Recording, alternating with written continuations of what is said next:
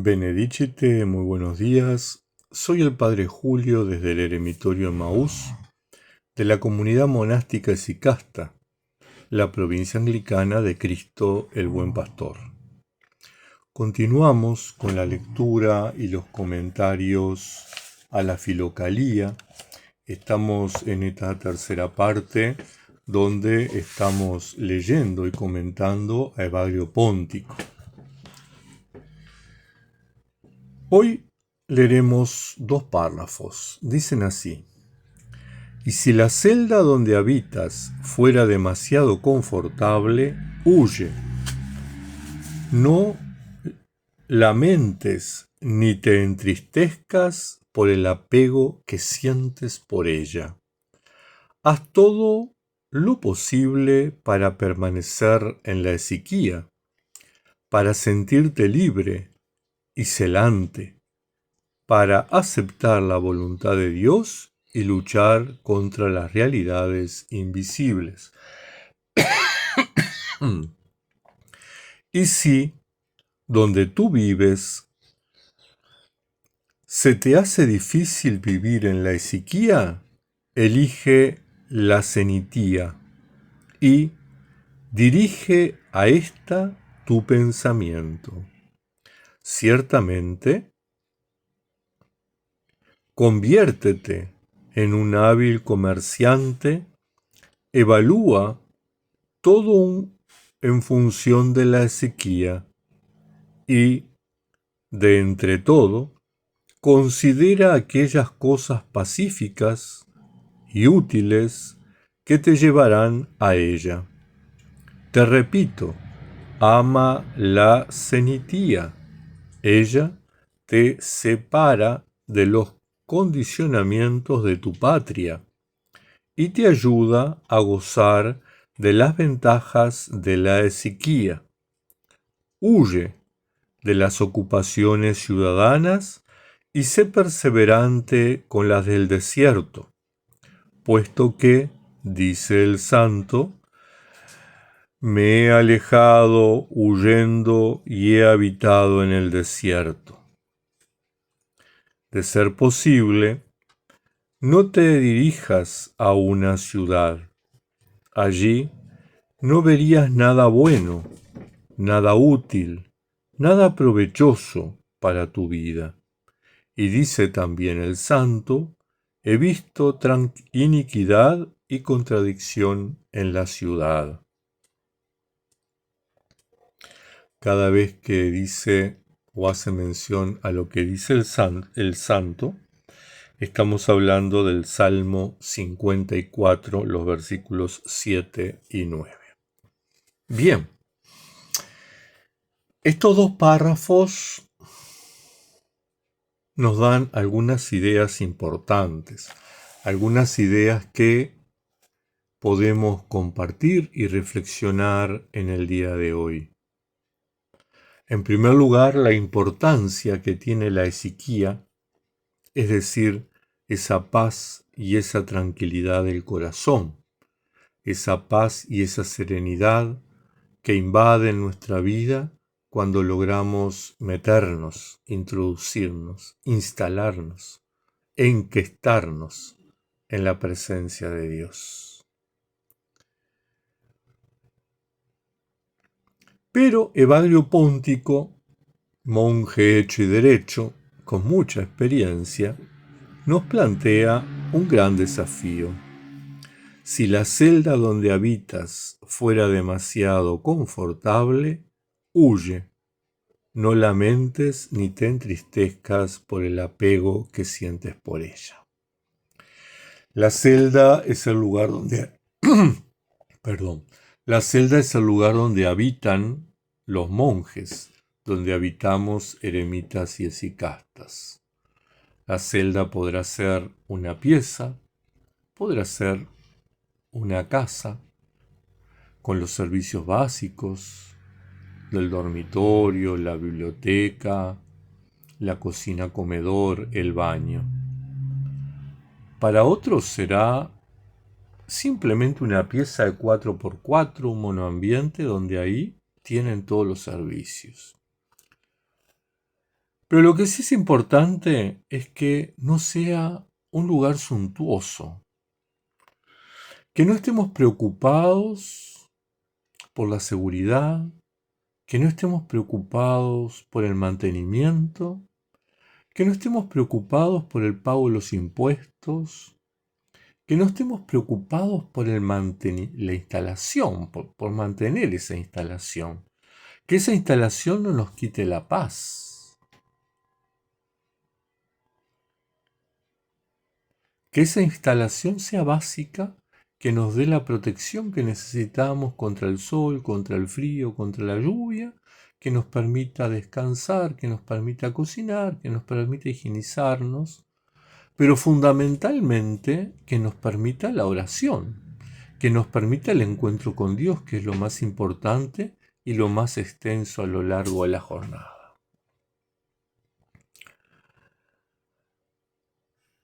Un riesgo que corremos muchas veces es el tema del confort.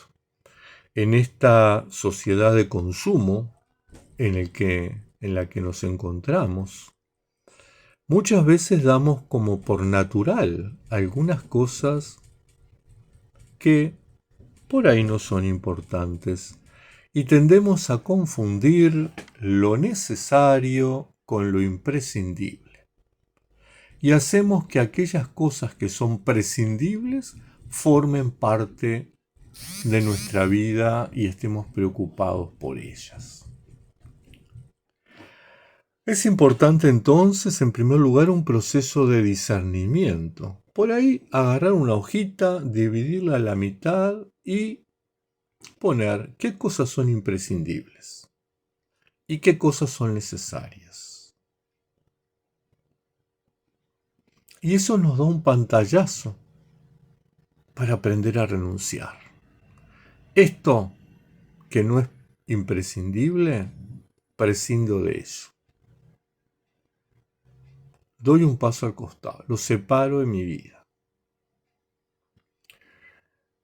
Ciertamente es algo que nos cuesta mucho. Nos cuesta a todos. Por ejemplo, yo soy muy consciente que toda la biblioteca que tengo, puedo prescindir de ella. Es necesaria para mi vida espiritual, es necesaria para el ministerio que desarrollo a través de las redes sociales, pero puedo prescindir de ella. Con una Biblia sería suficiente, pero me cuesta prescindir de ella.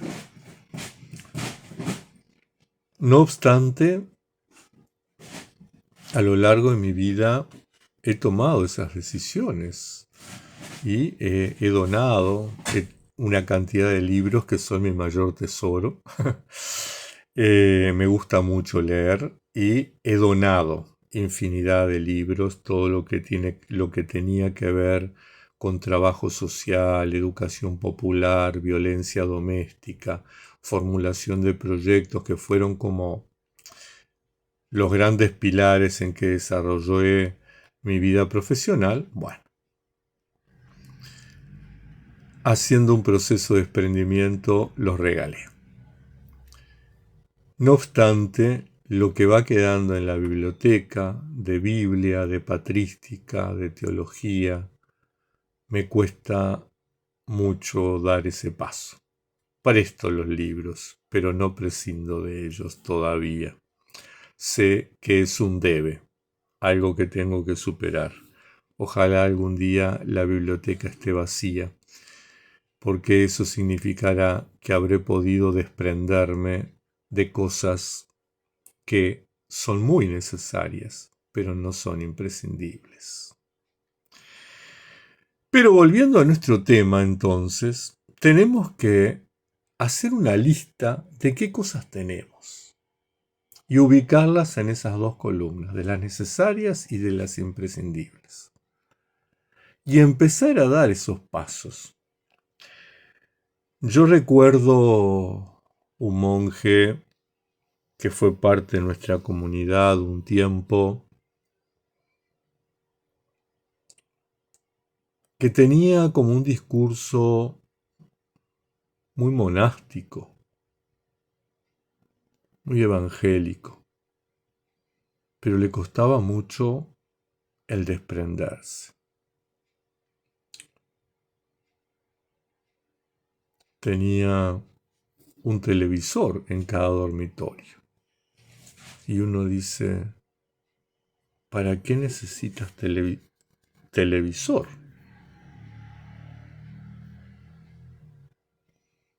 Y un día me cuenta que cambió el auto, pero que se quedaba con el otro, con el viejo. Y uno se pregunta, si sos monje, ¿para qué querés dos autos? Monje es solo, que además vivía solo. Y entonces, estas cuestiones de estar en el mundo nos confunden, nos enamoran, nos atraen. Es importante que hagamos ese proceso de renuncia. Es importante que simplifiquemos nuestra vida, porque el objetivo de la vida monástica, bien sea cenobítica o eremítica, el objetivo de la vida esicasta es la esiquía. Vivir en la paz y la serenidad de Dios.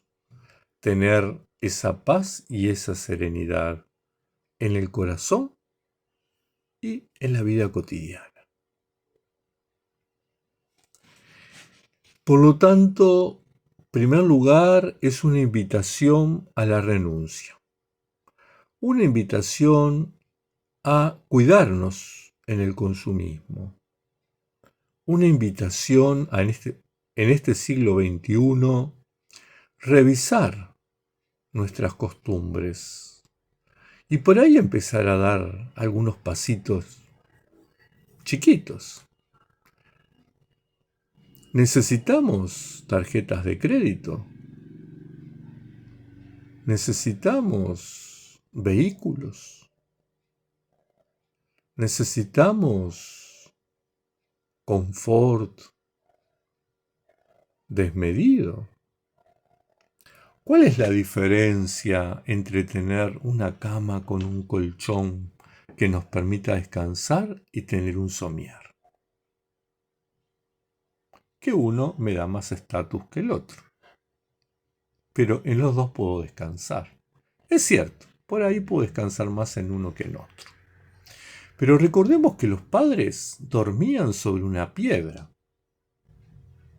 Lo importante es que le demos al cuerpo esos espacios que necesita de reposo y de descanso y de recobrar energías. Pensemos seriamente en el confort que nos rodea. Y dice Evagrio Póntico, bueno, para lograr la esiquía hay una gran aliada, que es la cenitía. ¿De qué estamos hablando con este concepto también griego? Podemos traducirlo literalmente como alejamiento, separación. Un alejamiento que es interior y exterior. Se manifiesta en la vida espiritual, pero también en la vida física, en el contexto, ¿verdad? Y se manifiesta a través de distintas actitudes. En primer lugar, de la humildad. En segundo lugar, de no ser curiosos, de no estar picoteando aquí y allá, buscando información, buscando esto, qué pasó allá, qué pasó en el otro lado, qué está haciendo aquí. No ser curiosos, centrarnos en lo imprescindible para nuestra vida. La oración de Jesús, la meditación. Ese es el camino a la esiquía. Tiene otra manifestación, la cenitía, que es el abandono de los juicios y de los prejuicios. Y eso es importante, eso es fundamental. El juicio es de Dios. Tenemos que dejar a los demás libres. Cada quien es protagonista y responsable de sus acciones, de su vida. Por lo tanto, no tenemos que estar atentos a los demás. Tenemos que preocuparnos por nosotros, porque va a llegar un día en que tengamos que rendir cuenta a nuestra vida. Tenemos que pensar que todo lo que hacemos tiene que estar en relación al reino. Tiene que estar en relación a la eternidad. Y en esta línea son importantes por lo menos dos cosas. Puede haber más, pero se me ocurre que dos cosas son importantes. La primera es el abandono en la incertidumbre del mañana, es decir, vivir el hoy. El alejamiento, la cenitía, implica vivir el hoy, preocuparme por el hoy. Mañana, ya lo dijo Jesús, hay que dejarlo en manos de Dios, en la providencia.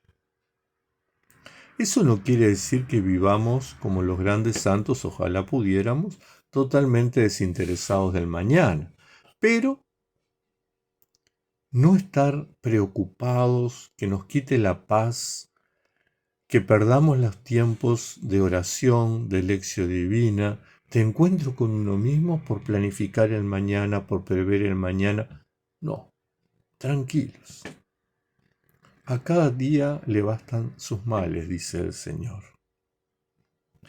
El segundo aspecto que es importante en la cenitía, en este alejamiento, en esta ruptura, en esta separación, es tener presente la muerte, porque va a llegar y no sabemos cuándo ni cómo.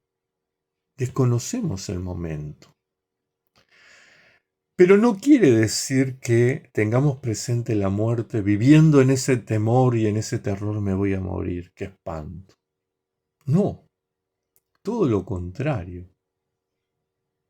No es que me voy a morir y voy a tener que enfrentarme a un Dios que me va a recordar segundo a segundo mi vida con una lista interminable de todas las cosas malas y buenas que hice en mis días, en mis años, en mis minutos, en mis segundos. No.